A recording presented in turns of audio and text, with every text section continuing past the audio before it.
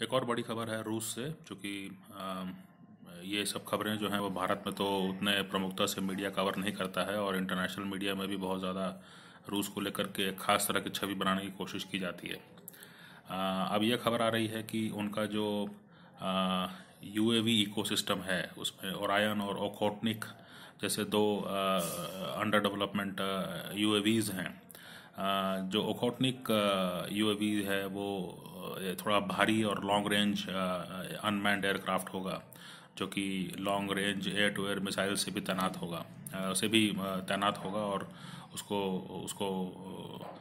उससे जो है दुश्मन को निशाना बनाने की क्षमता रखेगा। इसके अलावा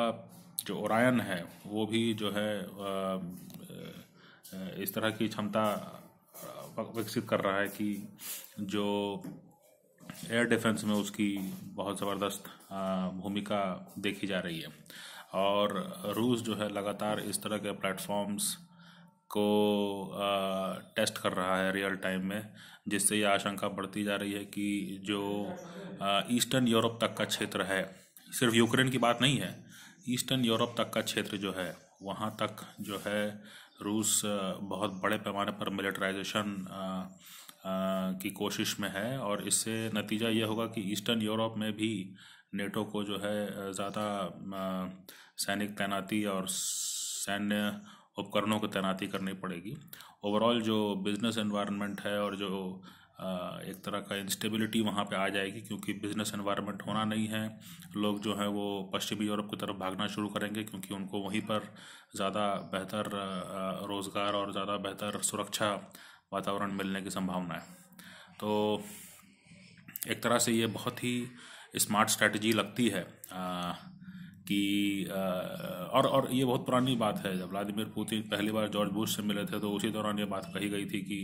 उन्होंने कहा था कि चूंकि सोवियत संघ अब टूट गया है तो इसलिए जो है नेटो को अब बहुत ज़्यादा पूरब की तरफ और देशों को सम्मिलित करने की कोशिश नहीं करनी चाहिए। ये बातें उस समय कही गई थी, लेकिन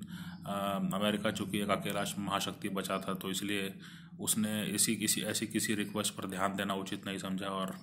उसने यही समझा कि जो है हम ज़्यादा से ज़्यादा देशों को अपने नेटो अलायंस में शामिल करें, कम से कम यूरोप में, जिससे कि पूरा दखल हमारा हो, उन पर मिलिट्री सुपरियॉरिटी भी हो, जो कि हमारी हथियार लेंगे तो हम पर पूरी तरह निर्भर रहेंगे। और ये जो रणनीति है अब यूक्रेन तक आ पहुंची है और रूस इसको बर्दाश्त नहीं करना चाह रहा है, और वो उसकी क्लियर कट स्ट्रेटजी ये है कि अब